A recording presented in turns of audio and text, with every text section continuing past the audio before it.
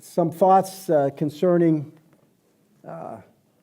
Shavuot and this festival. Also would like to announce at this time, we had some little bit of excitement at home this morning. Joanne's mother collapsed and was, we think she had a seizure, and she was sitting at the side of the bed ready to get up. Joanne was getting breakfast ready for her and everything, and went back, and she had me come back there because she had fallen, and she was on the floor, and she was non-responsive.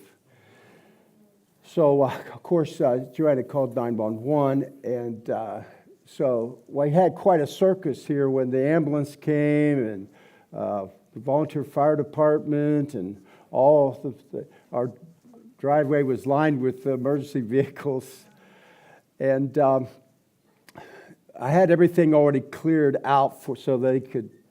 This has happened before. It's been a while, about almost a year or so ago. Well, as they were loading her in the ambulance, she had a seizure. So we're not sure what her status is. Joanne is at the hospital, Parkview Hospital, Columbia City, with her right now, and I may get an update from her at some point. But I thought I'd let you know that's where we are. Yes, sir. We're going to pray for her right now. What's your mother? Okay, and Amen. Go ahead. Lois. Lois Neal is, and pray for Joanne especially. Yeah. Okay. Let's lift her up, and let's continue to lift her up all day until we hear better news. And you say her name was Lois? What's that? Her name was Lois? Yeah, Lois. She's been here a number of times. I've talked to her. I've helped her in the door. Okay, yeah, Lois, yeah. Yahweh, we just lift Lois up to you right now. This just all happened this morning. I just praise you for Steve making it here. And we just want you to be with her. Yahweh, we're asking you to be with her. Continue to be with her. Let her feel that you're with her. Yahweh, we're asking you a healing. We're asking you to be involved in all the situation with the doctors and just get her back home. We just want her back home, and we know she loves you. We know she loves you, Yahweh. So we're just asking you to take care of your daughter. We pray all this in Yeshua's name. Amen. Thank you, Brian. Great, thank you very much. So the first reading is from Deuteronomy, chapter 14, verses 22 through 16, 17.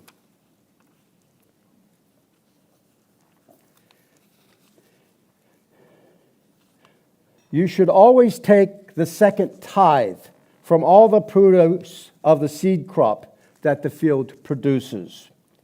Do not separate tithes for this year from last year's produce. You should eat the second tithes of your grain, your wine, and your oil, and the firstborn of your cattle and of your sheep before God, your God, the place where He will choose to make His name rest. Do this in order that you will learn to fear God, your God, for all time. If the journey is great for you, because the place which God, your God, will choose to make His name rest there is too far from you, and God has blessed you with so much produce that you are unable to carry it, then you should exchange it for money. Bind up the money in your hand, and you should go to the place that God, your God, will choose. You should use the money to buy whatever your soul desires: cattle, sheep, wine, or beer, or whatever your soul desires. And you should eat there before God, your God, and you should rejoice, both you and your household.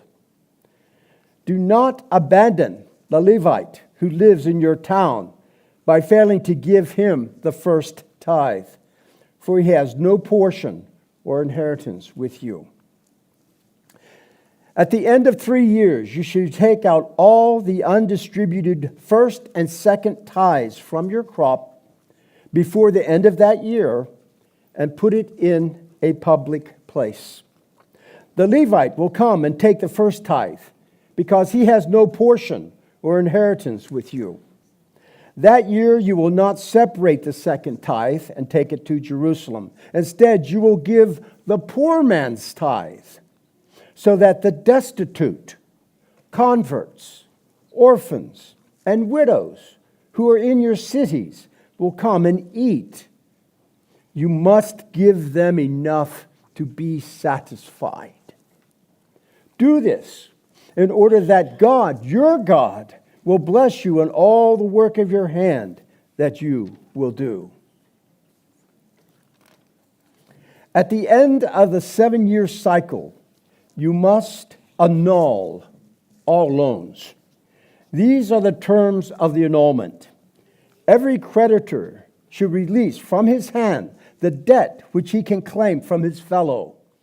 He may not demand payment from his friend or his brother, because the time of God's annulments has arrived. You should demand payment from a Gentile who owes you money, but your hand should release whatever claim you have against your Jewish brother. So long as you perform the mitzvos, there will no longer be any destitute people among you, for God will bless you repeatedly in the land God, your God, is giving you as an inheritance and a possession. However, this is only if you listen to the voice of God, your God, and are careful to observe every commandment which I am commanding you today. For God, your God, has blessed you as he has told you. You will lend to many nations, and you will not borrow. You will rule over many nations, and they will not rule over you. If there will be a destitute person, especially from among one of your own paternal brothers, or from one of the residents in your own town, in the land that God, your God, is giving you, you must not harden your heart or shut your hand from your destitute brother. Rather, you must repeatedly open your hand to him and give him charity. And if he will not take a gift, then give him a loan sufficient to fulfill his requirements that he is lacking. Be careful that a reckless thought should not enter your heart, saying, the 7th year, the year of cancellation of loans, is approaching. You look begrudgingly upon your destitute brother, and do not give him. Then he might cry out against you to God, and it will be an even more serious sin for you. Rather, you should give to him repeatedly, and your heart should not feel bad when you give to him. For God, your God, will bless all your work and everything you do as a result of the promises you made to the poor and the money you gave to them. There will never cease to be destitute people within the land. And therefore, I am commanding you as follows. You should repeatedly open your hand to your poor brother and to your destitute resident in your land. If one of your brethren, a Hebrew man or woman, is sold to you by the courts, he should work for you for 6 years, and in the 7th year you should send him away free from you. When you send him away free from you, you should not let him go empty-handed. You should give him many gifts from your flock, your threshing floor, or from your wine vat, or you should give him from whatever God, your God, has blessed you with. Remember that you were slaves in the land of Egypt, and that God, your God, redeemed you. Therefore, I am commanding you today to do this thing. In the event that he says to you, I will not leave you, because he loves you and your household, since it suits him to be with you, then you should take a pointed tool and put it through his ear and into the door, and he will then be a servant to you permanently until the Jubilee year. You should give the same adornment of gifts to a maidservant.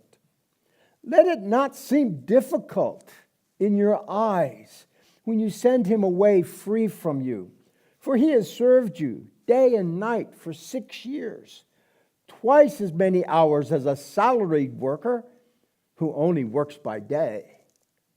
God, your God, will bless you in all that you do. You must sanctify every firstborn male from your flock or from your cattle to God, your God, by declaring it sacred as a firstborn.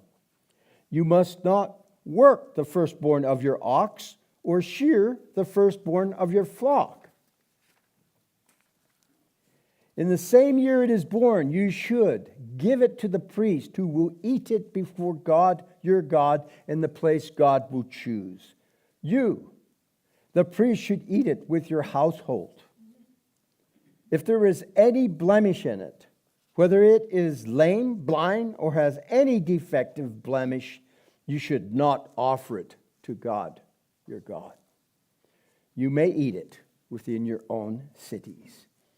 Even though the animal was originally a holy offering, after it has been redeemed, a ritually impure person and a ritually pure person may eat it together on the same plate.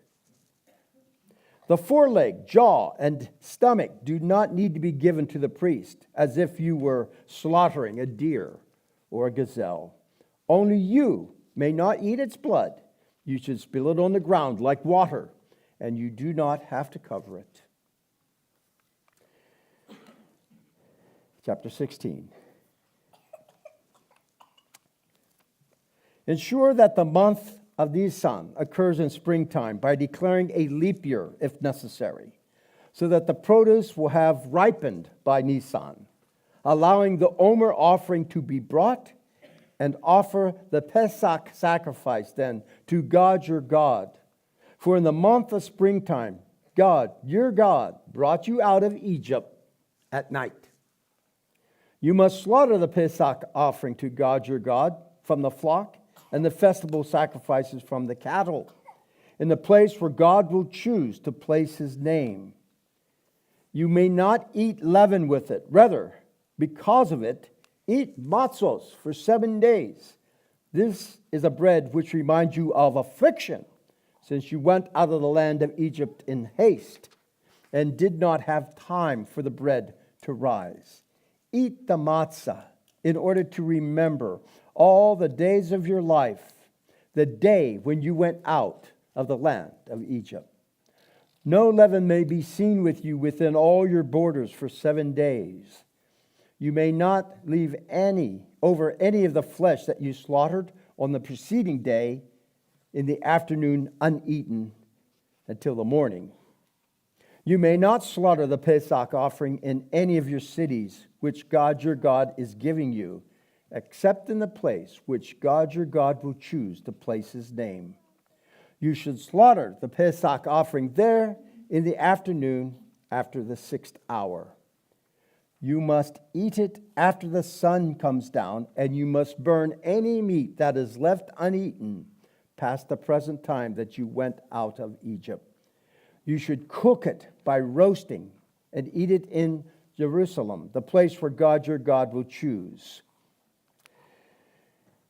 For you should eat matzah 6 days, and on the 7th day there should be a holiday to God your God, when you may not do any manual work.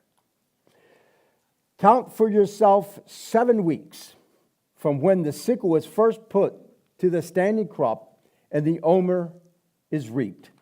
You should begin to count 7 weeks. And you should make the festival of Shavuot to God your God.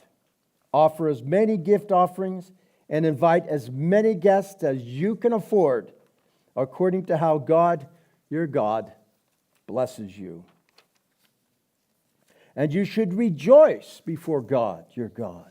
You, your son, your daughter, your servant, your maidservant, the Levite who lives in your town, the convert, the orphan, and the widow among you, in the place which God your God will choose to place his name there. Remember that you were slaves in Egypt, and that I took you out in order that you should be careful to perform these statutes. When you gather in the produce from your threshing floor and your wine vat, make for yourself the festival of Sukkot for a 7-day period.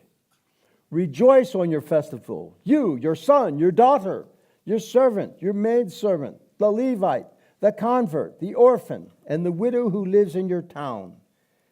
Celebrate the festival to God your God for 7 days in the place which God will choose, because God your God will bless all your produce and all the work of your hands, and you will be happy. Every male among you must appear before God, your God, 3 times in a year, in the place he will choose, on the festival of Matzos, on the festival of Shavuot, and the festival of Sukkot. He may not appear before God empty-handed, without animals for the festive offerings. Each man must bring sufficient animals to feed the people that he supports, according to the blessing of God, your God, which he has given you. Deuteronomy chapter 28, verses 26 through 31.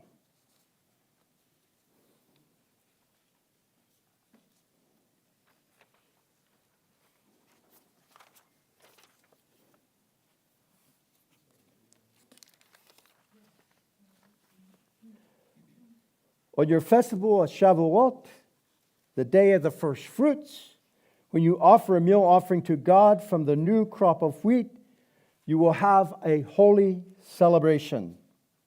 You may not perform any manual work. You should offer a burnt offering as a pleasant aroma to God. 2 young bulls, 1 ram, and 7 lambs in their first year. Their accompanying meal offering should be fine flour mixed with oil, 3/10 of an ephah for each bull, 2/10 for the ram, and 1/10 for each lamb, for all 7 lambs.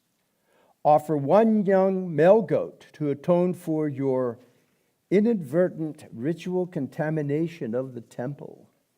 You should offer this in addition to the daily burnt offering and its accompanying meal offering. The offerings should be perfect for you as well as their libations.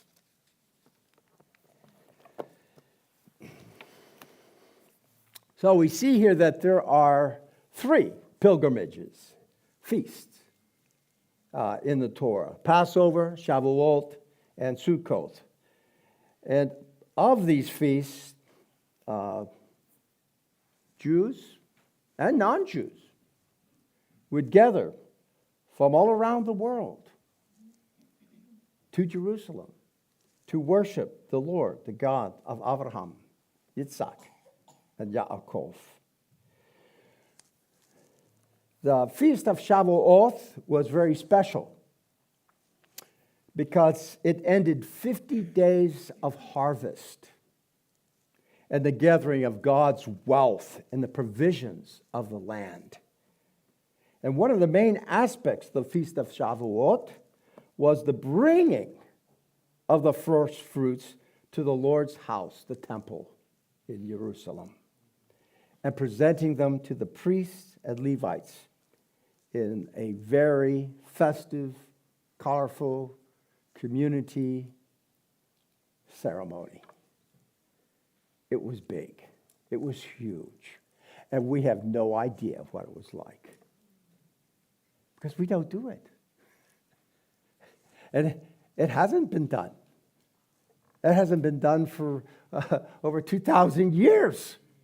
It hasn't been done during the period of time the Jews were in exile after the destruction of the temple and were exiled from the land after the Bar Kokhba rebellion. But now, times are changing. And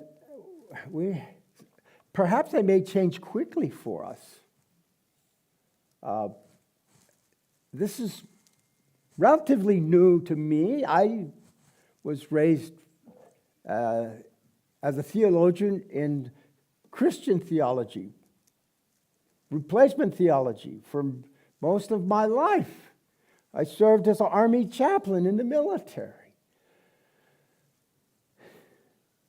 I'm so grateful to be blessed to be here and part of a Messianic congregation that observes the Torah, seeks to observe the Torah,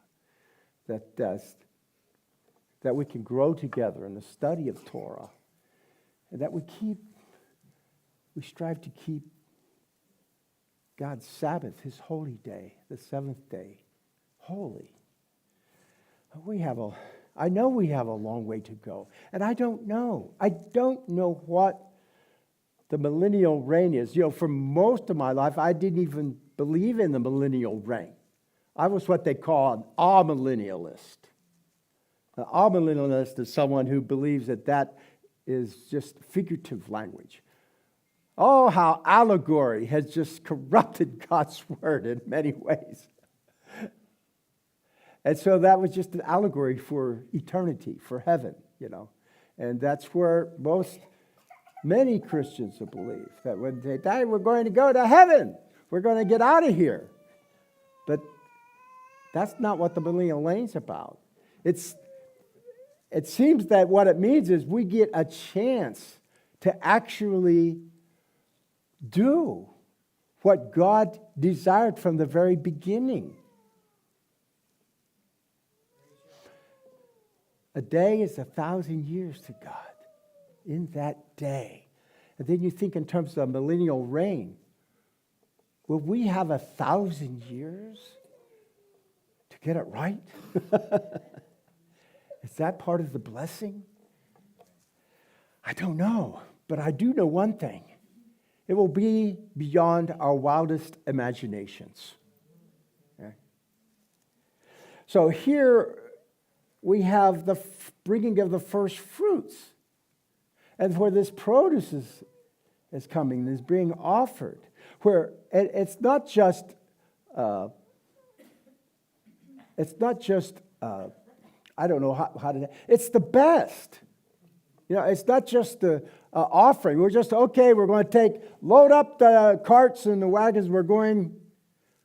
No, if it's too far to go, then You sell it, you take that money. That is a portion. That is a tithe. It's a tithe.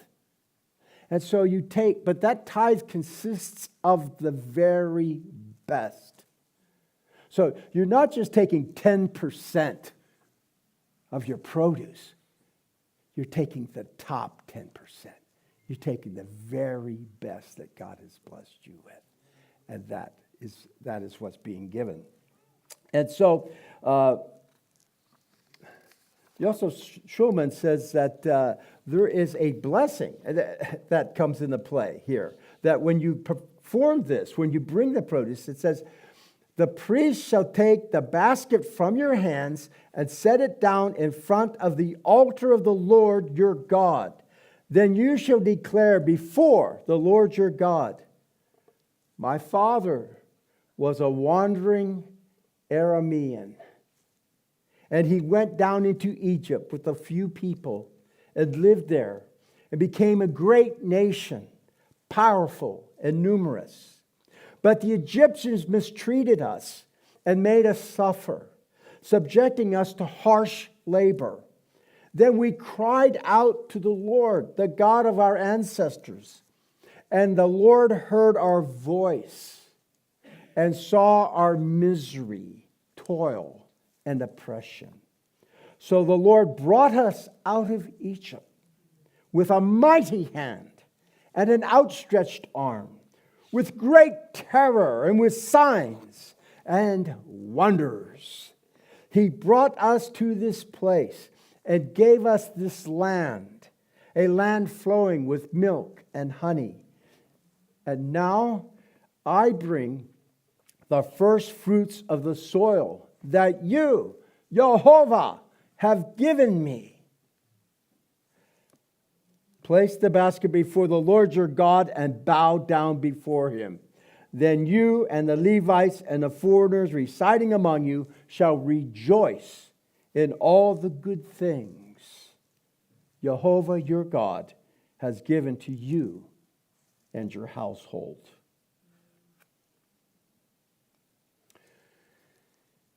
It seems a bit strange. It seems, what? You're saying Abraham was a wandering, what? Aramean? What's that? You know, a Semite, Assyrian? A wandering? That doesn't sound,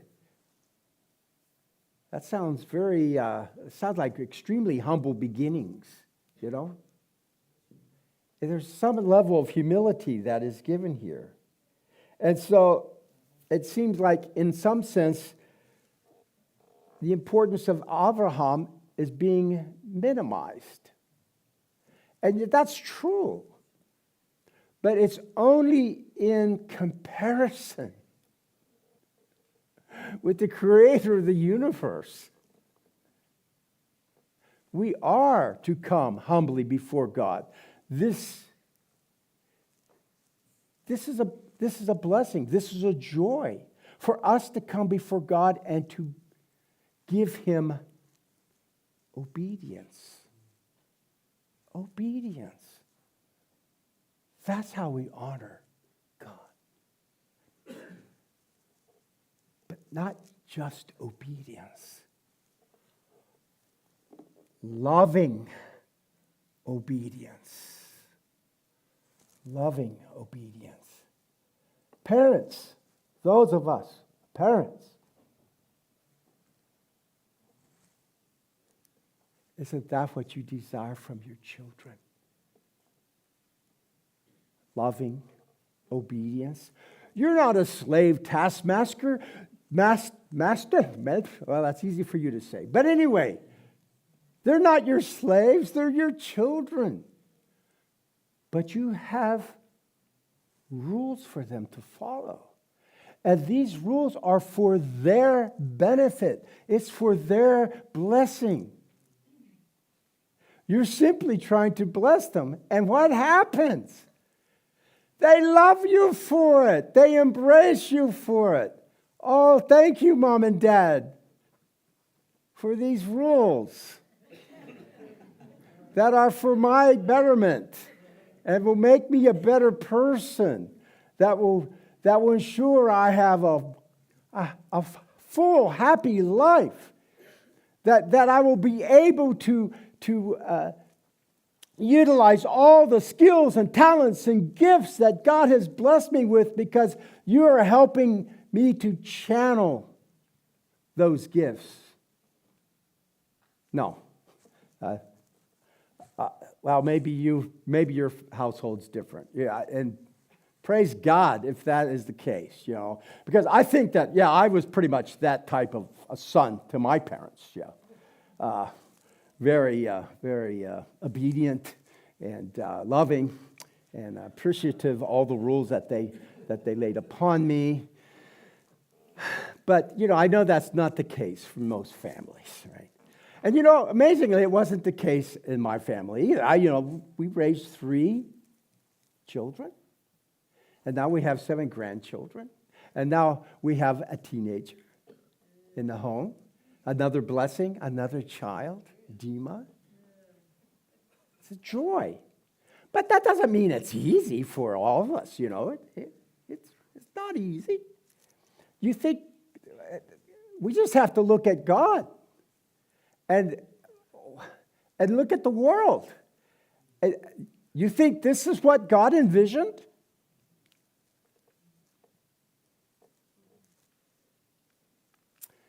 No. He has a greater vision. And you know what? It will be accomplished. And this is actually part of his vision. Only an infinite God, only a loving, personal, infinite God would create this universe and this world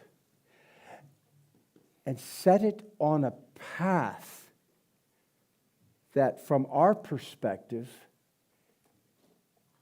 is horrendous. It's horrible.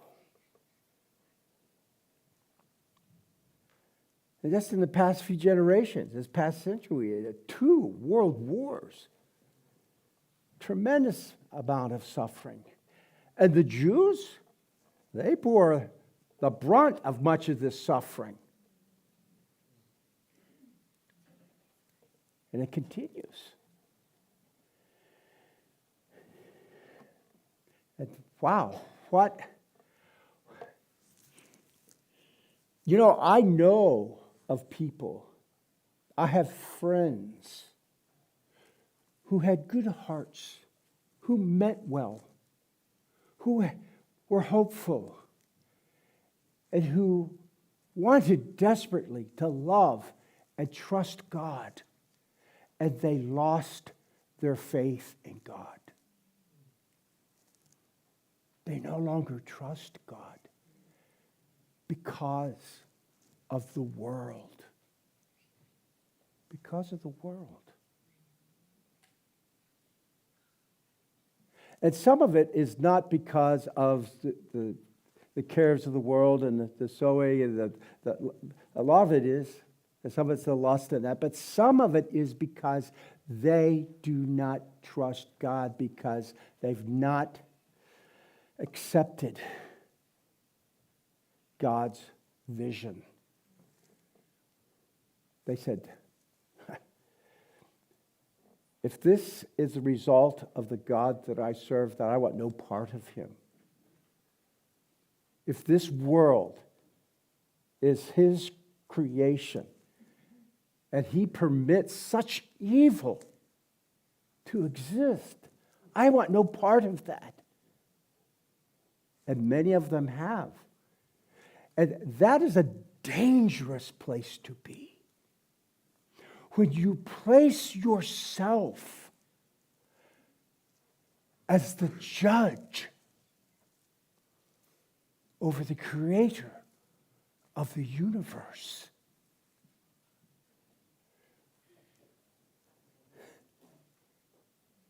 What? We are going to judge God, who is infinite? We don't have the capacity to judge our fellow man, much less God.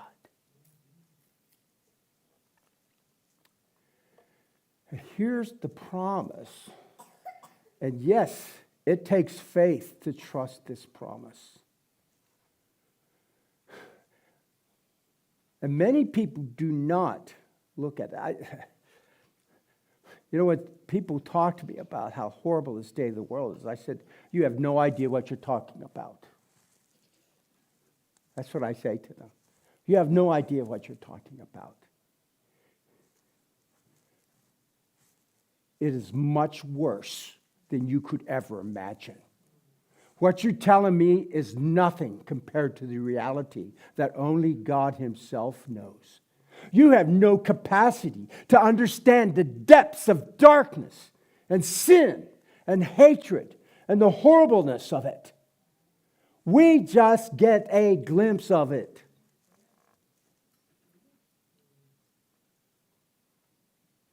And God knows it inside and out. Because he even sees the thoughts and intents of the heart. The plans and conceptions that do not come to fruition because of man's inability to make it happen.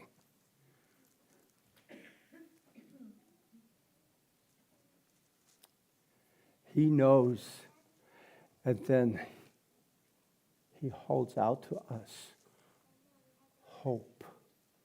And it's a powerful hope. And we may face things we don't know. They may be so horrible beyond our imagination. But hold to your faith, because this is the hope. God promises, no matter what may come, nothing will separate you from his Son, the Messiah, from his love. And here is the thing, no matter how bad it gets, when all things seem to be falling apart,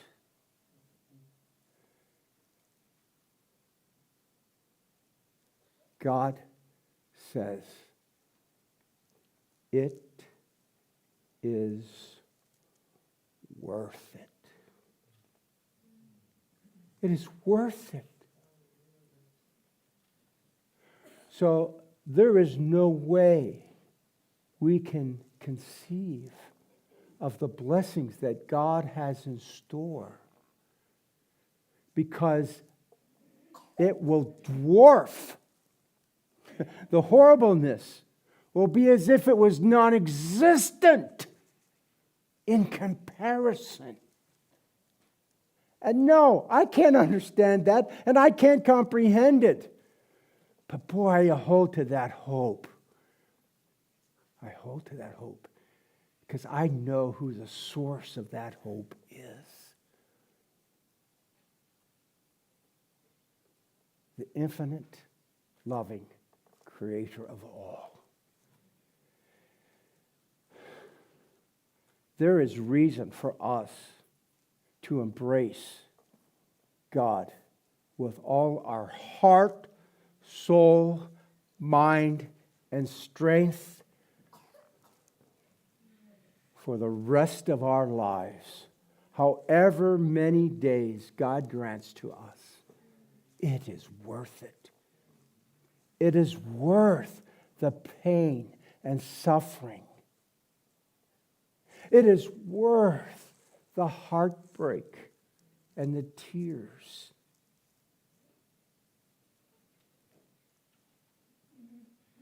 It is worth it. It's worth it all.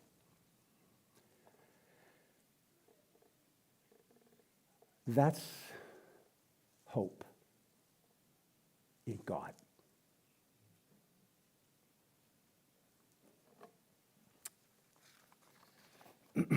And that's why we do what we do. How do we bring our first fruits to God? How do we do that?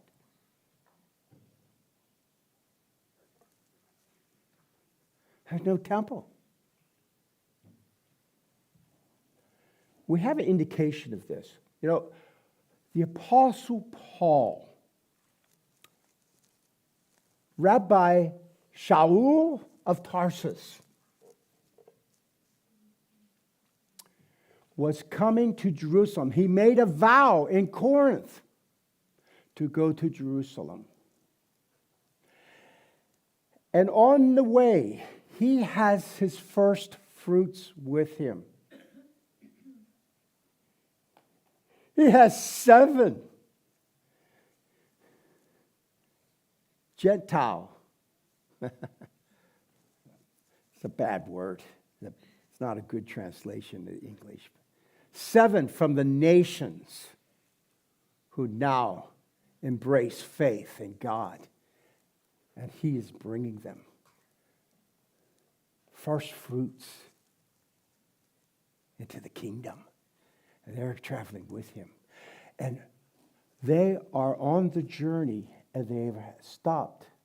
And a prophet by the name of Agabus. How many are familiar with what I'm talking about here? Agabus comes and takes Shaul, Paul's belt, and binds his own hands, feet. And he says, thus shall the owner of this belt be confined and bound by the Jews in Jerusalem.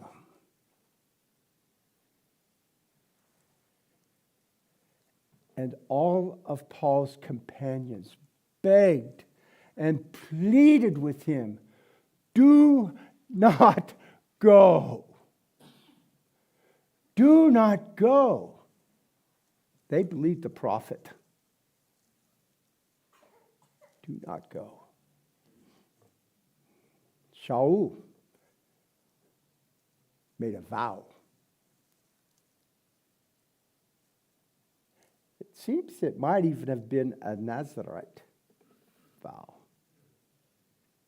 And that vow is very similar to the holiness that any person, man or woman, can take the Nazarite vow.